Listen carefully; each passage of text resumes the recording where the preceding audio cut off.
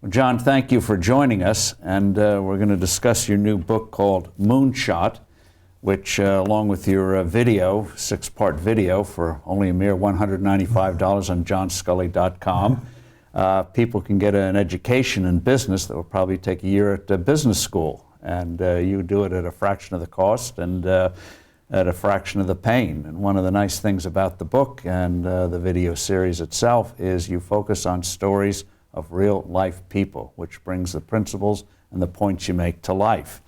Before getting into that, though, first a little bit about you. I don't think many people realize what a precocious innovator you are. Tell us, at age 13, you invented a fully electronic color TV cathode ray tube, and took a national laboratory to beat you out. Tell us about it. Well, I've always been fascinated by television, and back in the 1950s when they were running experimental broadcasts, I used to build mechanical system televisions. This was the old field sequential spinning wheel. And then when we moved to all electronic television, I built electronic televisions using projectors and synchronizing them to be able to receive a signal that could then be projected onto a wall. And as I got further into electronics, I was a ham radio operator since I was 13. I actually designed a cathode ray tube, which was fully electronic, and I was eventually passed up by Dr. O.R. Lawrence from Lawrence Labs, because he came up with something similar enough that it knocked out 6 of my 12 claims in my patent. Which your father helped you fill out? He did. My father was a lawyer. He said he put me in touch with a patent attorney. But this eventually was sold to Sony, and it became the Sony Trinitron tube. So years later, Akio Morita, who knew the story, put together a dinner of myself and himself and the team at Sony that went on to commercialize the Sony Trinitron. But you didn't get any fees. No, I didn't. Then at Pepsi, you showed an innovative side. We take it so for granted today, plastic bottles, but that was a big new thing 30 years ago, 40 years ago. Explain how you made that come to pass. Well, I was called the High Wire Act at Pepsi. I was given jobs. By the way, in those days, everything was glass, yes, which breakage. True, and I was always given jobs that I was totally unqualified for, so they appointed me marketing VP of Pepsi when I was just turning 30, primarily because there wasn't anyone else who was qualified for it either back in those days. And the first assignment I was given was to design a bottle that could compete directly with the Coca-Cola glass, hourglass shape, iconic design. And every time Pepsi had tried to, it ended up infringing the Coca-Cola unique design. So we were running the first consumer market research that Pepsi had ever done back in 1970, and we discovered with an in-home product use test of about 550 homes that every time we delivered soft drinks to people to their homes, that the next week when we showed up to see if they wanted to purchase more, the household inventory was always empty. And we started to think about that. We said, gee, we make money by selling ounces of fluid, and people are running out every time we show up. Why don't we make bigger bottles instead of trying to make a little bottle that looks like Coke? And so we developed the first plastic bottle. So you changed the rules of the game. Changed the rules of the game, and we had it for 2.5 years before Coke responded. And we used it primarily with new channels, like mass merchandisers were just beginning, drug chains were just beginning. I remember going out to meet with Sam Walton from Walmart, and he said, I'll never have soft drinks in my stores because the glass bottles always break. And I knew this ahead of time, so when I went up to show it to him, I said, Mr. Walton, I want to show you our new bottle, and I let it go. And everyone gasped, and it bounced because it was plastic. And he said, what is that? And I said, that is the bottle you want for your stores. It won't break. And we got into Walmart.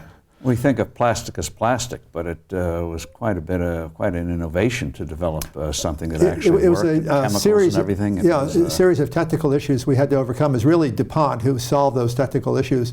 And the first was you needed a barrier that would keep the carbonation in and hold the flavor. Second of all, it had to be biodegradable so that it wouldn't totally destroy the environment for all time. And it had to be able to be produced in many different locations. So all of those technical problems were solved with us working with DuPont. And it was a major innovation at the time for the soft drink industry. One of the reasons between that and the Pepsi Challenge, how Pepsi went from really a strong regional brand to a brand that eventually outsold Coca-Cola, became the largest selling consumer packaged good in America.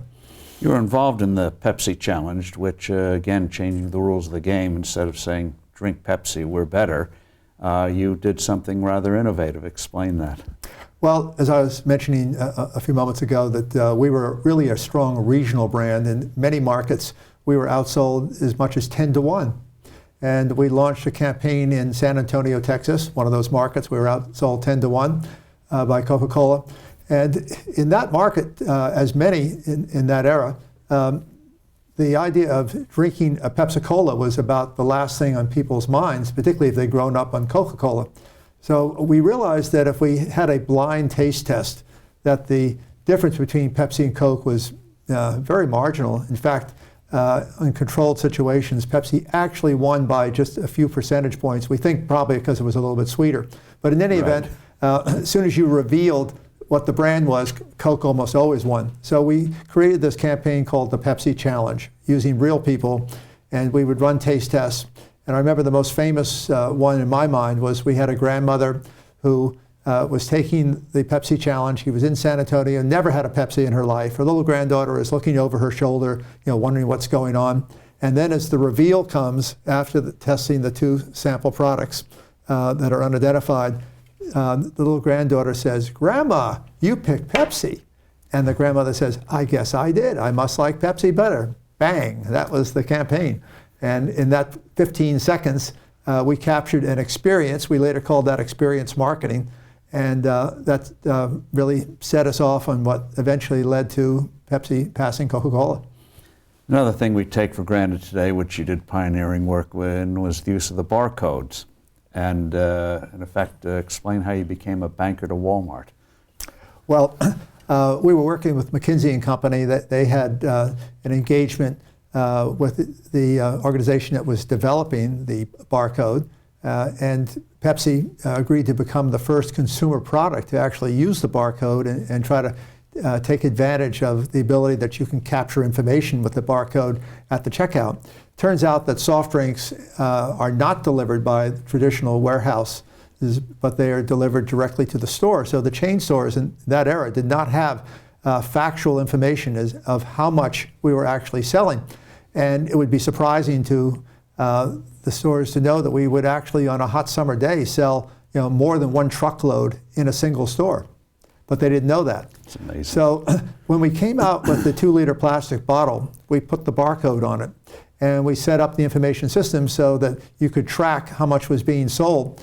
And then we said, well, how do we make this look important in a way that will be persuasive to the chain stores? We said, well, we turn over 5 times before they have to pay us. So I remember going to the chain stores and saying, think of us as your new bank. And they said, well, what are you talking about? You're a soft drink company. I said, no. Our product turns over 5 times before you pay us. We're like a cash machine.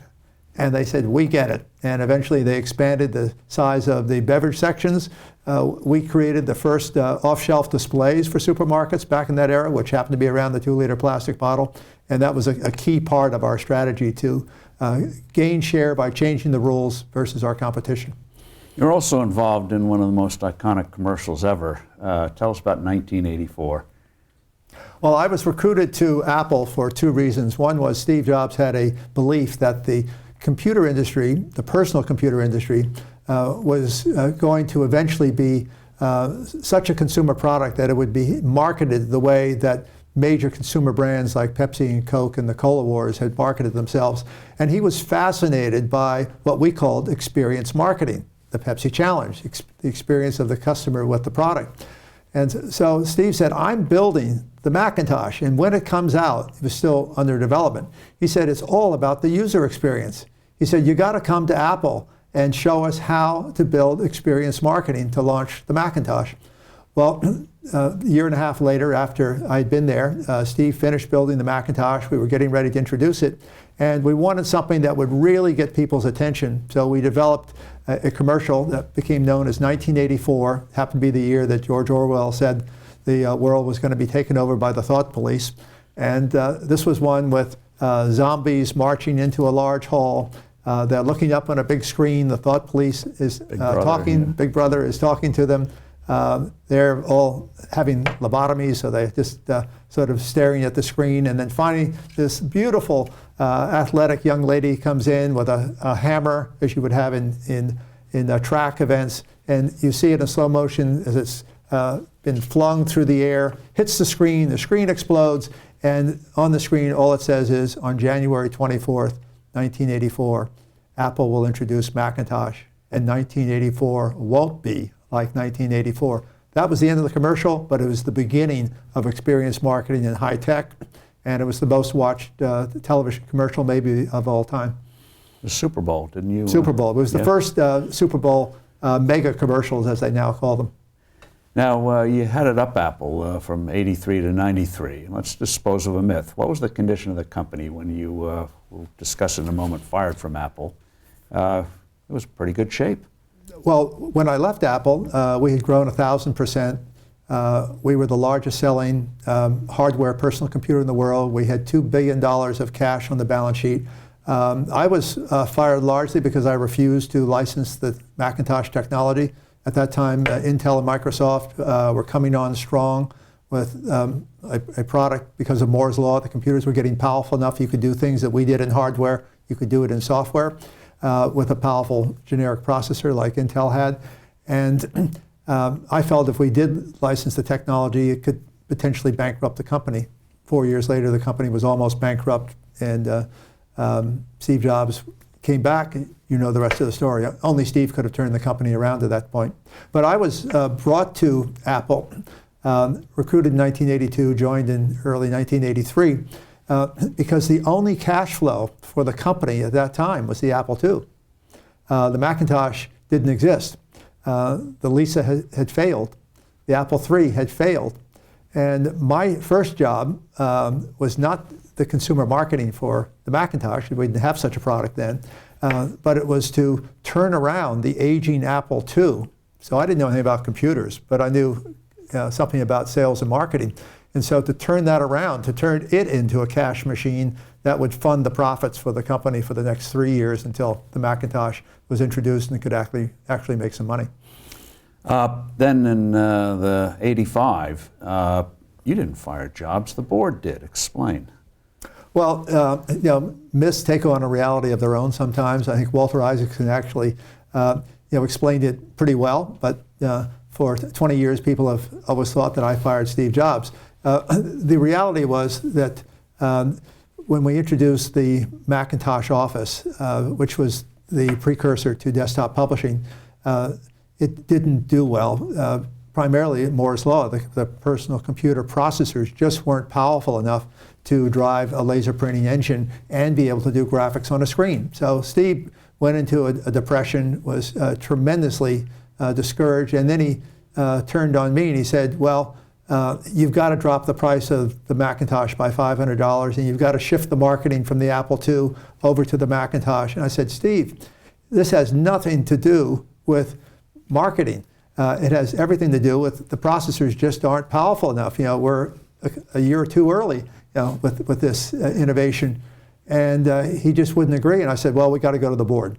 So we went to the board. They listened to him. They listened to me. They asked the third co-founder, Mike Markkula, if he was a board member, to go and study the issue, talk to people in the company, and come back and recommend to the board what they should do.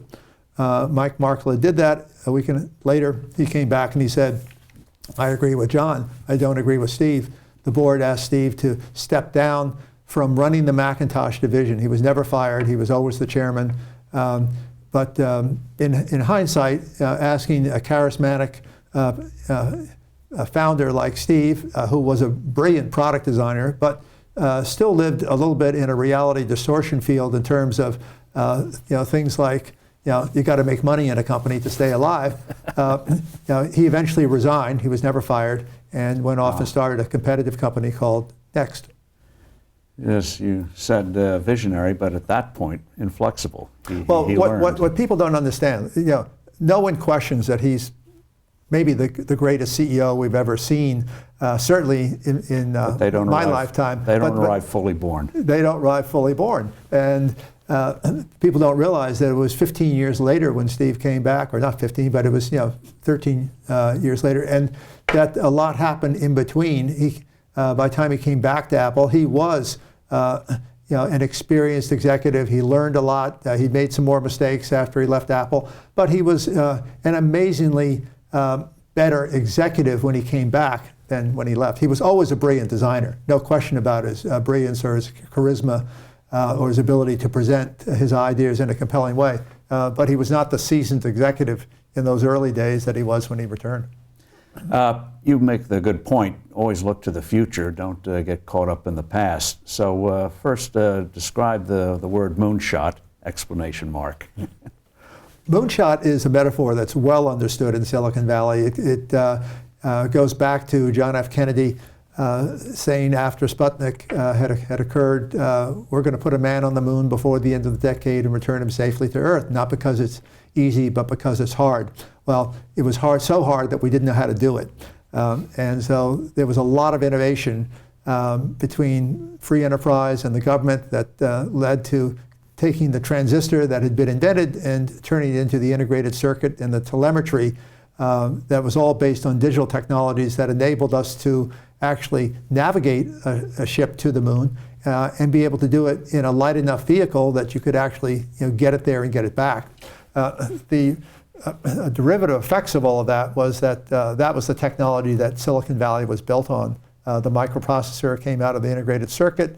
All of the innovations that we now know as the internet, all of that was possible because of what happened back in the 1980s, or excuse me, back in the 1960s. Well, in Silicon Valley, we call an event where things are going to be different in the future than what they were before that event happened, a moonshot. So that, let's say when the World Wide Web was created and it converted the internet, which had been for technical engineers, into something that the rest of us could use, that's a moonshot. When Google was created, search changed the world of how you get information. That was a moonshot. The iPhone was a moonshot. So these are events where the world is different after they happen. Well, moonshots are still happening. And the moonshot I wrote about was not about one or two engineers coming up with a brilliant, to change the world, but it was about a series of technologies that are going on in parallel. Mobility, big data analytics, the Internet of Things, which is all about sensors, the ability to take cloud computing and do all of this inexpensively on a massive scale. These things are growing, Steve, at an exponential rate. And it's one of the intriguing points you make is that it applies to both existing industries and creating whole new industries. It sweeps everything. Absolutely. So the way I think about it is that new industries can be created because you can change the game. You can use these technologies to increase the customer experience to a level that was not even possible before. Amazon would be a perfect example of that. You can give people more information, you can give them an experience that makes it simple to order, and you can do it at a disruptive price. And so the real big idea that's come out of this moonshot of all these new technologies is that it creates a power shift from the incumbent industries that have had long relationships with customers to a new world where customers are in control. As you say, from producers in control to customers in control. Exactly. And what customers in control means is that customers are paying more attention to the opinions, the recommendations, the ratings, the referrals of other customers than they are to the incumbent messages from the established products. And what does that mean? It means that every industry, consumer industry or enterprise commercialized industry, is going to be able to be rethought in terms of what is the product or service it offers, how does it do it with an exceptional customer experience, and how does it deliver that customer experience, often at a very disruptive price. That's why it's never a better time to build billion-dollar companies than right now. Well, as you pointed out, brands are very fragile in that kind of environment, and the web, if you let it, will commoditize, as we see in the media industry. And you make the point, tech is affordable, customer adaptation is now on warp speed, and big companies are vulnerable. But you also touch on something, before we get into this a little more, is about what this means for the American middle class and the emerging middle class around the world. Well, the American middle class is actually relatively new in the context of the history of the country. I'm old enough to remember when there wasn't a middle class. So after the Second World War, the middle class really began with the GI Bill, with health insurance as part of an employer benefit. New families were being formed, and the children from those new families are the baby boomers of today. And so we've seen through a series of important steps a middle class emerge, which is the basis of our society and the American dream. The challenge is that many people who are participating in this middle class dream are living on borrowed money. They're living on credit cards. They're living on $1.2 trillion of student loans. They're living on overextended mortgages. They're living on government subsidies. Almost half the country gets some form of government subsidy. And so the question is that sustainable into the future? And yet, I spent a lot of time in Asia, as I know you do too, and we're seeing several billion people wanting to join a new middle class, but it's a middle class that is quite different in terms of the expectations. It's at different price points. It's using frugal expense models. They're being more resourceful to say, how do we deliver things that they do in the West, but do it at different price points? My partners and I just introduced a new mobile phone for the budget era of mobility. And instead of a $600 or $800 price point, as we have in the West with, say, an iPhone or the high-end Android products, we're coming in around $100 price point. Why? Because the technology is all commoditized, and we can do it and we can still make money. So the question is, can we import some of those resourceful ideas from the developing markets of a new model for the middle class economy to the U.S.?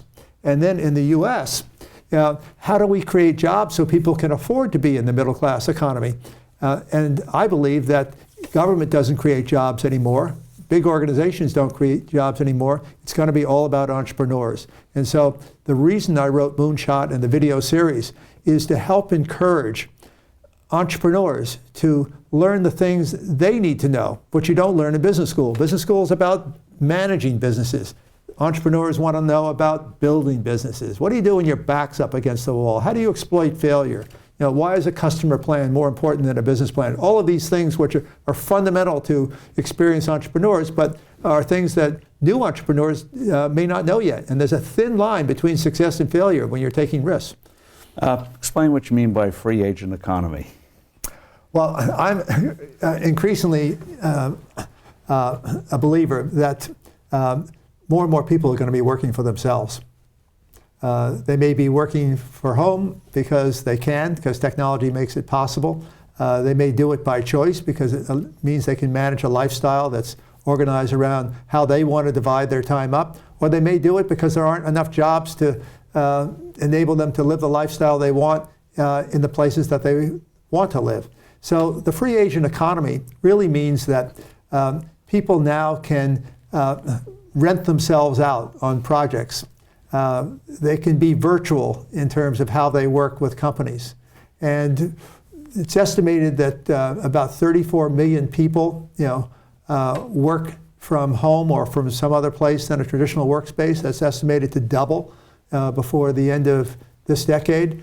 And my sense is we're going to see it becoming easier and easier for people to find ways to be in business for themselves and to be connected to the rest of the economy and have the freedom and independence to manage their life the way they want and yet have very decent incomes and be part of the middle class. Before we move on, just you made a good point about the cloud, that it's not just a big back office in the sky can do more. Because it can do more, it's creating a new dynamic. It is. And if you think back a decade ago, first of all, you couldn't do the things we do today with what's called cloud computing because the computing power of this is just massive. The storage capacity of this is Describe massive. your analogy to the 747, the exit. Well, I actually borrowed the analogy from someone else, but it's a wonderful descriptive. And what it is that if you want to think about data in what's called an exabyte, Right. you can think about it as a mathematician, and it's called 10 to the 18th. Hard for some people to visualize. Means nothing. But here's another way to think of it. Think about a DVD disc. Put as much data on that disc as you can possibly put on it. Then put as many of these DVD discs into the inside fuselage of a large 747 and just pack it. You'll need 15,457 747s packed with DVD discs, packed with data to equal 1 exabyte. Well, in 2008, there were 800 exabytes in the world, estimate. In 2015, the estimate is that there will be 40,000 exabytes of data. 800, 40,000, incremental growth.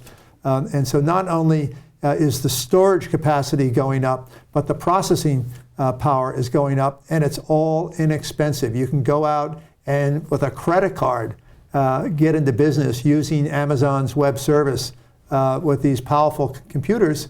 And this was unimaginable, less than a decade ago. So what it means on the one hand is no barriers to entry, easy to get into these businesses, be an entrepreneur. On the other hand, technology is no longer the differentiator it used to be.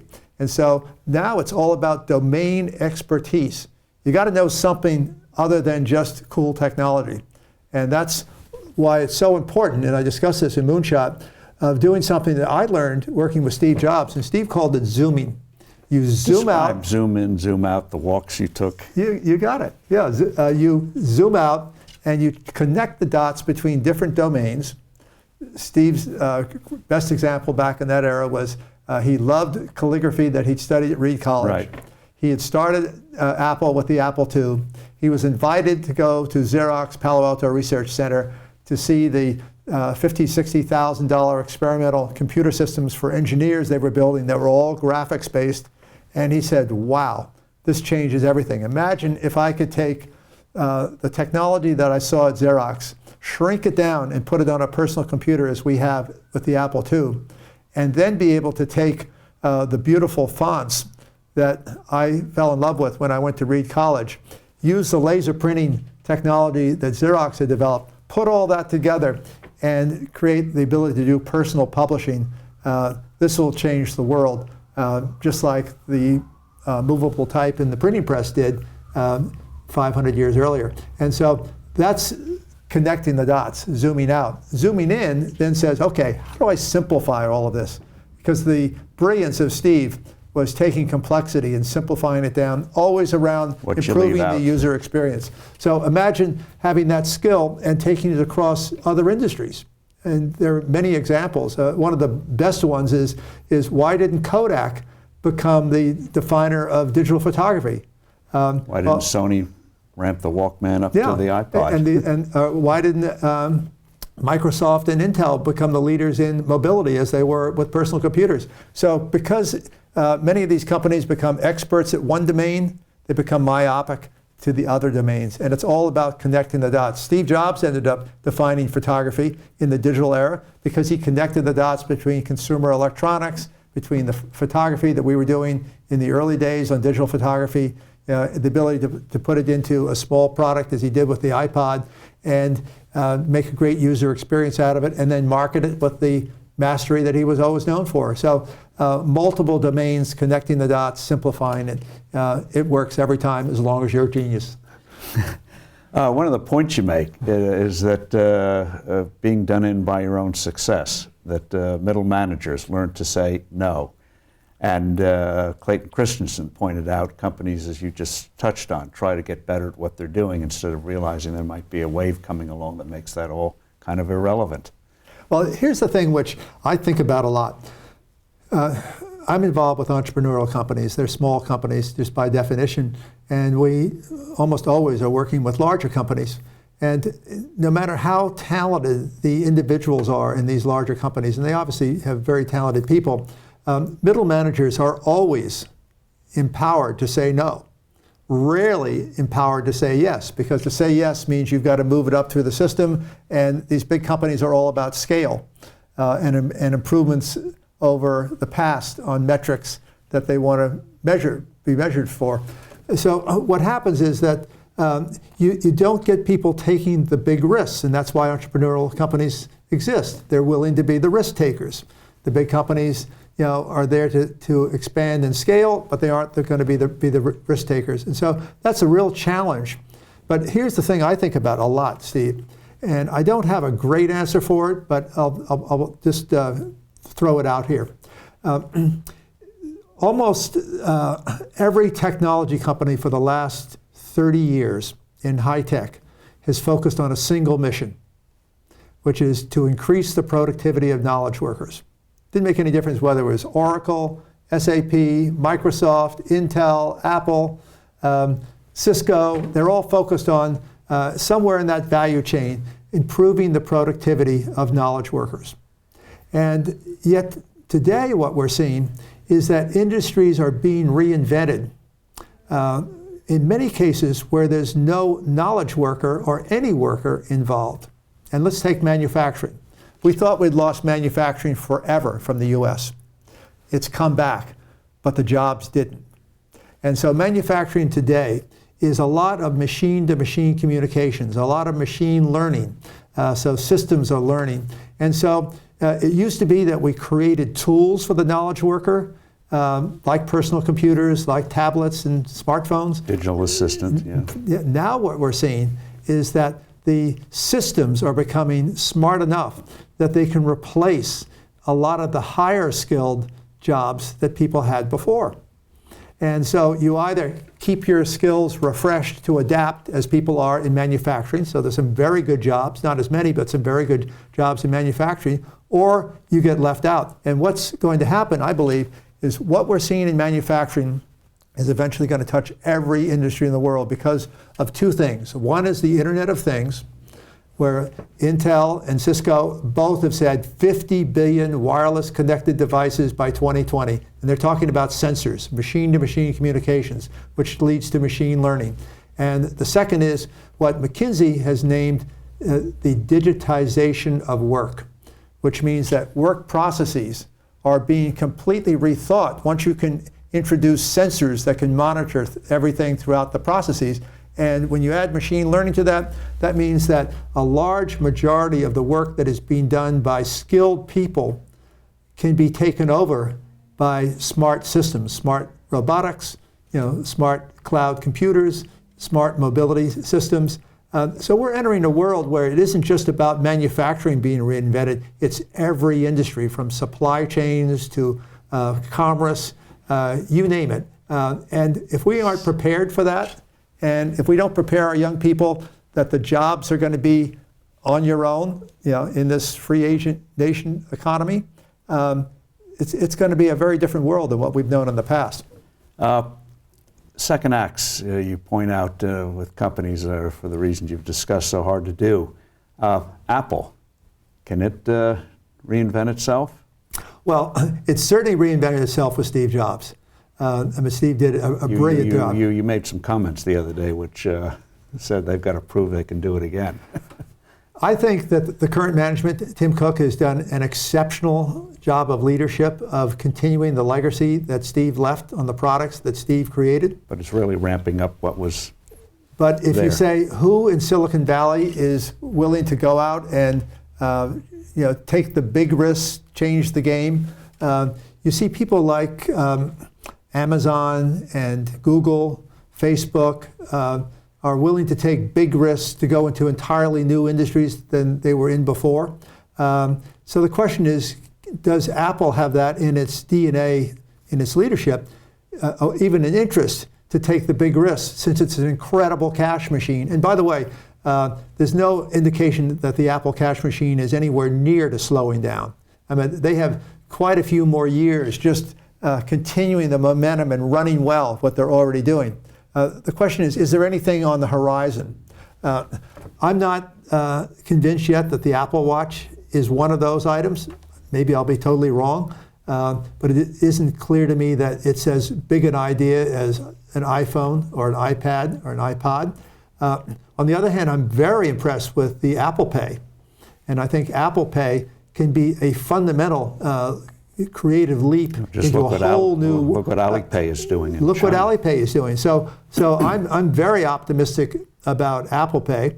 But realistically, even when you're an optimist, realistically, it's going to take several years to deploy that around the world. And no retailer wants to bet 100% of their future just on Apple that has, a relatively small market share. So my sense is that Apple is the one who's going to define the game. It may well be the creative leap that people hope they find. Everything looks very positive so far. But on the other hand, it's several years to be deployed, and it's not clear that the retailers are going to bet only on one company. This book is so rich in advice. Let's quickly hit them. Schumpeter said, it's not the answer, it's asking the right questions. Yes. You say the same thing. Yes, it's always about asking the right questions. And think about this. When you and I were growing up, going to school, the focus was on remembering the answers. Right. And now the answers are on Google. Their answers are on Wikipedia. You can ask any question. No more card catalogs. Yeah, no more card catalogs. You want to get briefed on a subject. You can look pretty smart within a few hours of just going out on the net. So getting answers has become a commodity. Anybody can do it. And so the question is, what are the right questions? Because just as the example I gave earlier, when I was asked to design a better little bottle than Pepsi had to compete against the Coke iconic glass bottle, that was the wrong question. The right question was, how do you sell more fluid, in a highly competitive market? One of the things you recommend about shucking aside business plans is what you call back from the future planning. I'm a big believer that you set a destination of where you want to go, not so far out that it's no one really knows because the world changes, but maybe 4 years out is a good time frame. And then say, okay, if I can achieve that, then what do I have to do every quarter working my way back to the present? And almost always, the first thing you discover is that by the time you get back to the present, you ran out of time.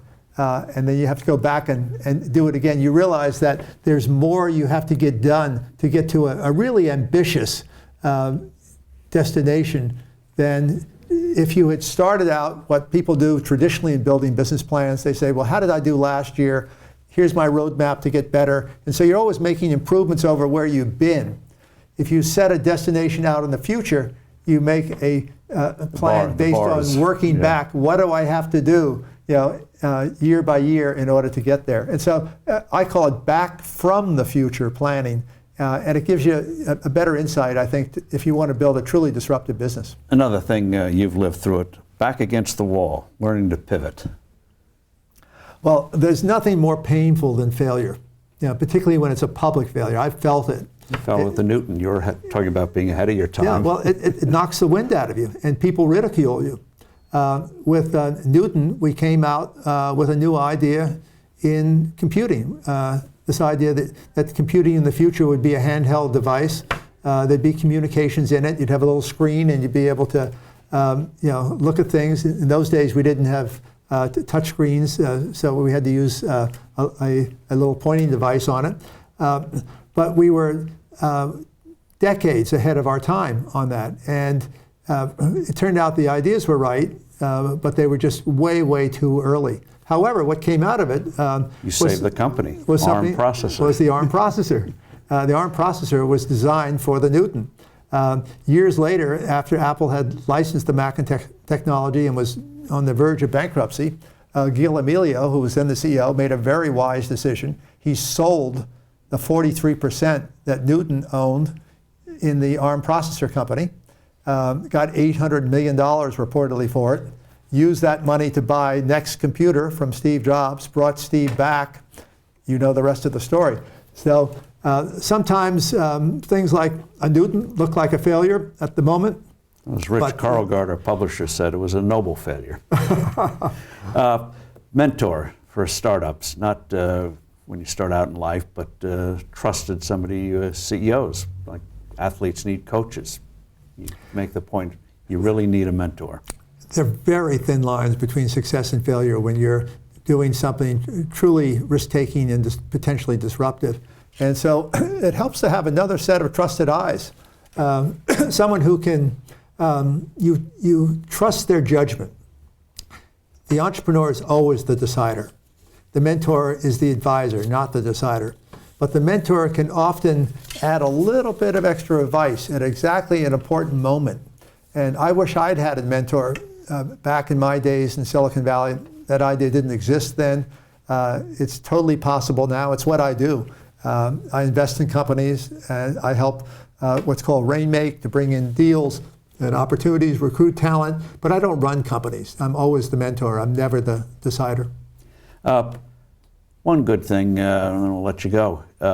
Age, you say, is an advantage. We tend to think if you're above the age of 25, how can you be an entrepreneur? You make a very telling point. People in their 50s and 60s are doing this by the bucketful. Yeah, the big advantage that older people have, and there are obviously some big advantages to be young too, but the big advantage is that we've done a lot of things in our life. We've made mistakes, we've learned, we've often worked in more than one domain.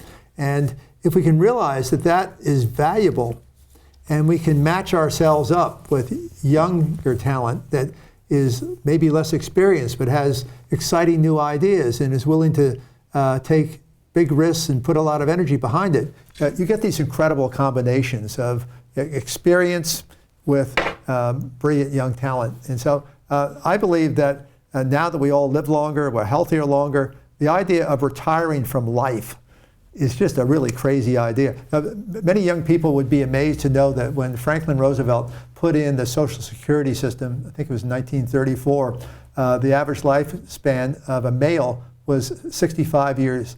And so giving Social Security up until age 65 was a pretty safe bet. Well, thank you very much. And the How to Build a Successful Business, 6-part series, and you talk about, I found fascinating, 3 huge industries in terms of healthcare, education, brick and mortar retailing that you say are ripe for the kind of disruption you're talking about. And so that's well worth getting. The book is well worth getting, Moonshot. John, thank you very much. Thank you, Steve.